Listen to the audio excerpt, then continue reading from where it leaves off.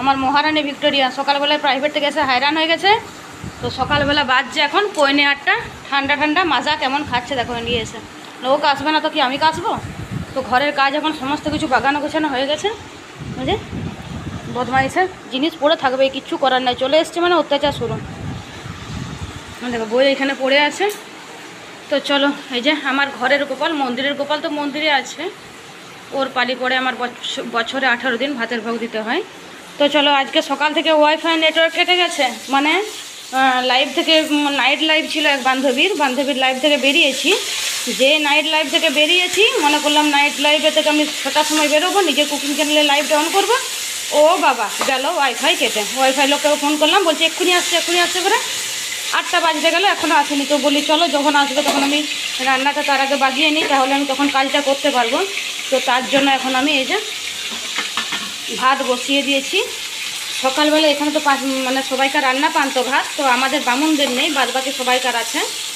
তো আমাদের বামুনদের নেই বলে আমরা কী করছি, আমার তো পুকুরের ভাগ আছে, নিই না অবশ্য আমি পুকুরের ভাগটা, ওরা খাচ্ছে ভাগটা। তো এটা কিনে নিলাম, সকালবেলায় কাতলা মাছ পেলাম পুকুর থেকে, তো কিনে নিলাম, কিনে নিয়ে চলে আসলাম। দেখুন কত বড় বড় পিসগুলো। তো এখন আমি মাছের ঝোল ভাত করে নেব। আর কালকের দুটো ধোসা এখনও আছে, তো বাসিগুলো খাওয়াবো না। আর আধারই পুরো ভাত ছিল, হাঁড়িটা মেজে নিলাম। এখানে দেখুন বাসনগুলো পুরো দাঁড়ানো, হাতটা ধুই, মানে সগড়িয়া তো সব বছর করা যাবে না। তো এখানে সমস্ত বাসন একদম পরিষ্কার করে ধুয়ে নিয়েছি। বাসনগুলো ধুয়ে নিয়ে হাঁড়িতে এই ভাতটা বসিয়ে দিয়েছি। কুকুরকে দিয়ে দিলাম ভাতটা। কুকুরগুলোর তো খিদে লাগে, গরুগুলো তাহলেও মানে ঘাস খড় এটা ওটা খেতে পায়। তো কুকুরগুলোর জন্য আমি ভাতটা দিয়ে দিই, তাহলে কুকুরগুলো ভাত দিতে একটু খেতে পায়। গরুকেও দিয়ে দিই মাঝে মধ্যে, না দেওয়া হয় না। তো বেশিরভাগ আমি কুকুরকেই দিয়ে দিই। তো মাছটা এখন খুব ভালো করে ভাজা হয়ে যায়। মাছটা ভালো করে ভাজতে হবে, কুরকুরা করে না ভাজলে আমার তো একদম পোষায় না মাছ। আরও বেশি করে তেল দেবো, তেল আছে তবুও বেশি করে তেল দেবো, পুরো একদম সরষের তেলে পুরো রান্নাটা করবো। তো চলো, এই ঘরটাও কিন্তু বাগানো হয়ে গেছে। আমার জীবনটা মানে উদ্ধার হয়ে যাচ্ছে। কাপড় জামা কতগুলো বাগালাম, কতগুলো রোদে মেলে দিয়ে আসলাম, পাঁপড়গুলো রোদে দিয়ে আসলাম। এই টিফিনটা আমার খুব শ্বশুর নিয়ে গেছিলো, দিয়ে গেল। বিস্কুটের কৌটা পরিষ্কার করে বিস্কুটটা আজালাম। দেখুন সকালবেলা থেকে সবাই ছাগল ছেড়ে চাই, দেখো গুড় বেচারি।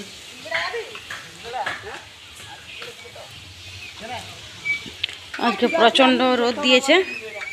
তো আমার অবস্থা দেখো, ফাটে হাল বেহাল অবস্থা যাকে বলে আর কি। ঘর মুছাটা যে ভেঙে গেছে, আমি যে কিনবো পয়সা দিয়ে, তো কিনতে পারবো না। তো কি হয়েছে, আমাকে এখন ঘর মুছার যে ইয়েটা আছে ওটাকে আমি ক্লিনিক প্লাসে শ্যাম্পু নিয়েছি। শ্যাম্পু নিয়ে আমি এটাকে এভাবেই মুছবো ঘরটা।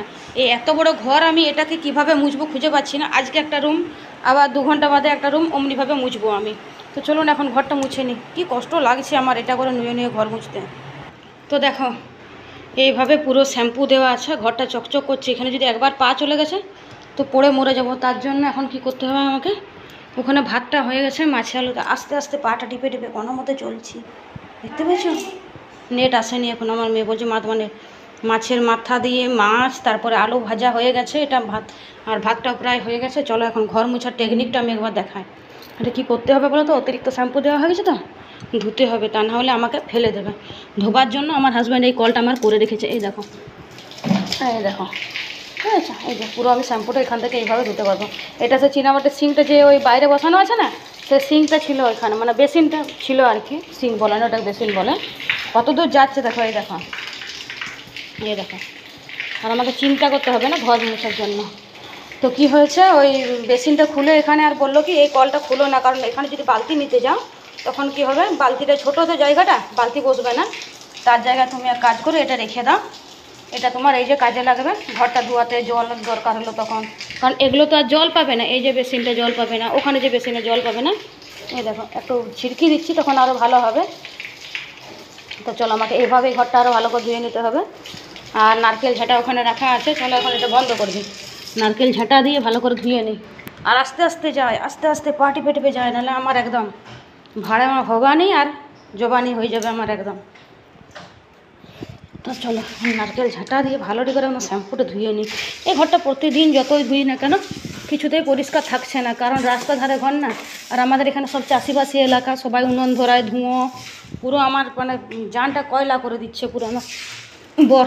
এমন জায়গাটা আমাকে রেখে দিয়ে গেছে, মানে শান্তি করেও থাকতে পারবো না, এত আয়েসে জিন্দেগি আমার। কিন্তু সেই আয়েসে জিন্দেগি আমার রুনোবেলা জিন্দেগি হয়ে যাচ্ছে এই গ্রামের জ্বালায়। এই দেখো, তো চলো এখন বালতি করেও জল নিয়ে নিই, কারণ ওই জলটা তো সব ঘরটা তো বুলছে না। এখানে শুধু শ্যাম্পুটা ভালোটি করে, এই যে শ্যাম্পু দিয়ে ভালোটি করে বুলিয়ে নিচ্ছি। সে ফ্ল্যাটের মতো অবস্থা, না আছে উঠোন, না আছে বারান্দা, সেই হয়েছে অবস্থা আমার। 3টে বড় বড় রুম, মাঝখানে রুমটা রান্নাঘর আর 2টো তারপরে রুম। একটা রুমে ঢুকে গেলে 2টো রুমে যাওয়া যায়। তো চলো বেশি বড় ভিডিওটা করব না, তো ঘরটা এখন ভালো করে ধুয়ে নিই, ভিডিওটা অনেক বড় হয়ে যাবে বাকি কাজ দেখাতে গেলে। দেখি আজকে একটা পেয়েছি বাঁধাকপি, বাপরে ধন্য হয়ে গেল বাঁধাকপি পেয়েছি। পেঁয়াজ নিলাম, ছোট্ট একটা বডি ওয়াশ পেয়ে গেছি, ডিম্বার, সাই গরম মশলা, 4টে ডিম, এখানে লঙ্কা, হলুদ, জিরে গুঁড়ো, কাঁচা লঙ্কা আর কলমি শাক। এগুলো 200 টাকার বাজার।